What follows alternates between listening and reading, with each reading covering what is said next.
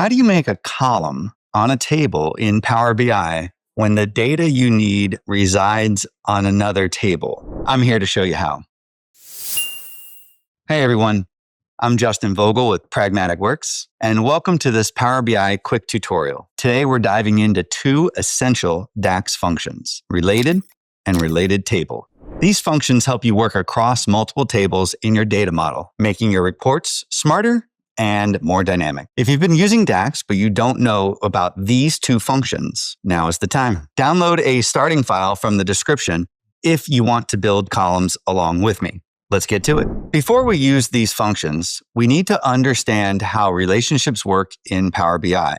In Power BI, tables are connected through relationships, usually a one-to-many or many-to-one relationship. For example, one customer can have many orders. These relationships allow DAX to pull or aggregate data across tables. The direction of the relationship matters. Related works when you are pulling data from the one side over to the many side of the relationship. Related table works in the opposite direction. Let me show you on my starting report. Let's head over to Model View, and you can see that we have two tables here, one for orders and one for customers. You can see the asterisk next to the orders table and the one next to the customers table. This indicates that the orders side is the many side of the relationship. Let me click on the actual relationship and highlight that it's the customer ID column upon which the relationship is built. On the customer side, the customer ID only appears one time.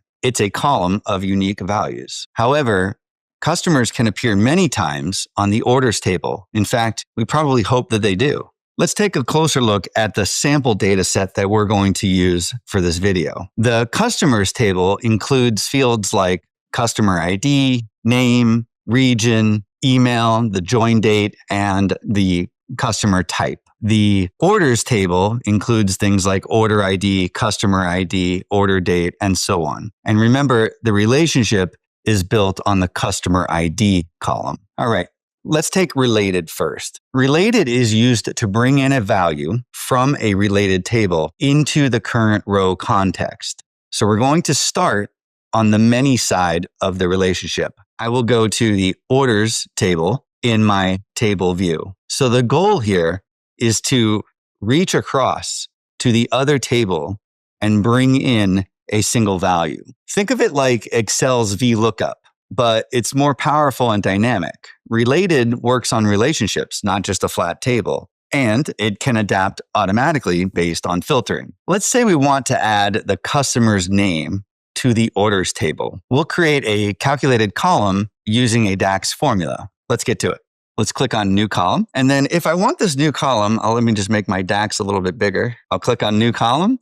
I'll make the DAX row a little bit bigger, Control plus sign to do that if you're following along. And then let me just show you what the restriction here is, why we need this navigation function known as related. If I want to bring in a customer name, for example, into this table, it exists in the other table. So as soon as I go to access tables by clicking the single quotation mark, then I only have access to the table that I'm on. So in order to gain access to the other table, which is where customer names reside, I need to use the related function. Let's type it out here. Related returns a related value from another table. So all I need to do is select it as my function, and then I have access to the other table in this data model. So I want to go ahead and grab customer name from that table, close my parentheses, click enter, and I can see that because Alice Smith, the customer, placed two orders, she's going to show up on the order table multiple times. Just like her customer ID was showing up multiple times. Her customer ID is 1. So related pulls a value from a related table. In this case, the customers table. It uses the relationship between the orders customer ID column and the customers customer ID column in order to find that matching row. So the relationship does matter. So this formula assumes that a one-to-many relationship exists from customers to orders. If you were to go to the customer table and try to use related, it wouldn't work because we're on the one side. Related works from the many side. Related table works in the opposite direction. It returns a table of related rows, which is perfect for aggregations. Now, This concept gets a little bit more complex as we talk about it. Let's start here. For example, let's count how many orders each customer has. Let's make a column the wrong way first. New column, and we'll call this order count bad column. And we're going to use the count rows function. Count rows of the orders table. So in theory, what I'm doing is counting up the number of orders or the number of rows on the orders table. That should give me the number of orders. However, you can see when I click enter, this is not accurate. There are not 4 orders for Alice Smith and 4 for Bob Johnson and 4 for Carol White. In fact, if I go over to my orders, I can see that I have 4 total. So there's no filtering happening here. The problem is I didn't properly navigate. So let's click on new column and make this the right way. So we'll call this order count good column. And we'll use count rows again, but this time we'll use another function, related table, inside. So we're going to pass through related table through the count rows function. And I want to count the orders from that table. Now I have 2 open functions, count rows and related table, so I need 2 parentheses at the end. Alice Smith does in fact have 2 orders. We can see that over on the orders table. If I click over there, Alice Smith did place 2 different orders.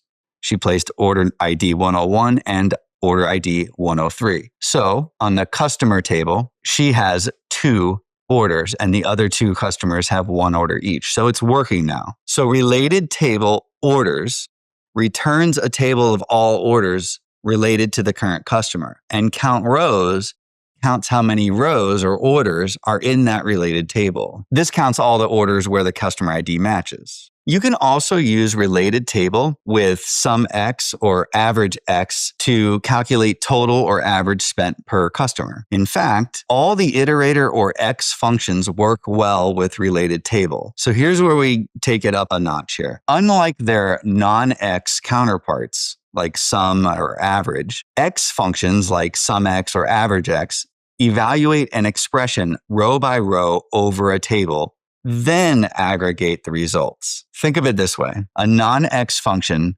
works directly on a column. An X function iterates row by row over a table, evaluates an expression, then summarizes. Let's make a column on our customers table. All right, just like before, we'll do it the wrong way first. So new column, we'll call this total sales bad, and we'll do sum of the orders amount. So we'll do sum of the orders amount, and we'll close that off, and we'll see that we have $1,100 in total sales. But I'm going to show you that that's not exactly accurate, and it's not filtering by customer, right? And I am on the customer table. So we have a problem here. Sum is not doing what we want it to do. What we need to do is, not only do we need to account for the fact that we're not filtering by customer, but we also need to account for, if we go over to our orders column, we have different quantities here, you can see. So the total sales aren't actually 1,100. Let's see what the total sales really are when you account for the quantity that was sold.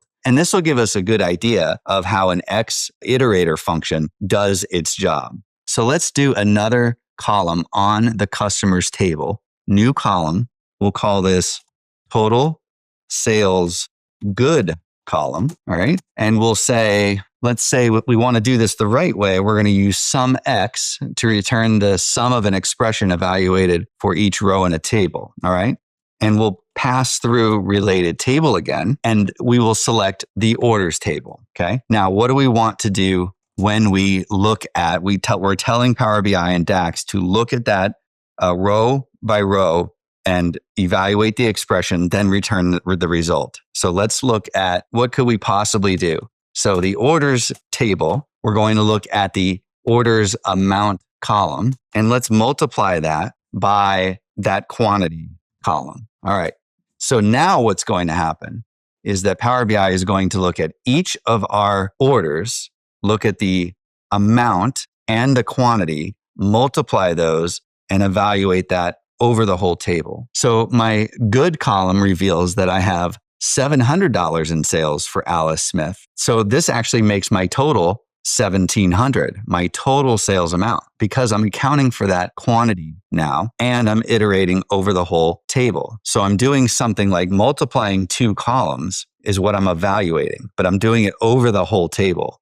So everything for Alice Smith is going to show up in context for her. If I go over to orders, I can show you what I'm talking about. Alice Smith purchased 1 laptop for $250. She purchased 3 mice so that's $450. So what is her total amount that she spent, right? In fact, Bob Johnson here bought 2 laptops for $300 each. So our total sales just increased by $600 because we're calculating it the correct way on the customer's table. So our total sales good column is working properly. Let's use another X iterator function that also includes accounting for that quantity column. All right, we won't make a bad column this time. We'll skip right to the good column. Click on new column and we'll call this average per order good. And we'll say that we'll use AVERAGEX. So we're using another X iterator function in a similar way. So what we're going to say is calculate the average, the arithmetic mean of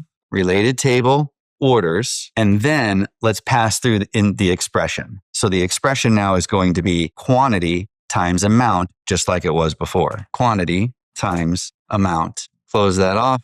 And let's see. Bob and Carol only had 1 order each, so there's nothing to average. But I kept the data set super simple so that you could see the difference. But Alice's average of her 2 orders is $350. Her total is $700. So $700 with 2 orders, her average is $350. So we can see how the iterator function is working, going across the table, evaluating the expression. All right, so to recap, use related to pull values from a related table, individual values. In our case, we pulled the customer name over to the orders table. Use related table to return and aggregate related rows. Related table works really well with X iterator functions. Now, can you think of a way to use either of these functions in a measure rather than a column? Hit me up in the comments if you can think of anything. If you found this helpful, give it a thumbs up, leave a comment, and subscribe to our YouTube channel for more Power BI quick tutorials.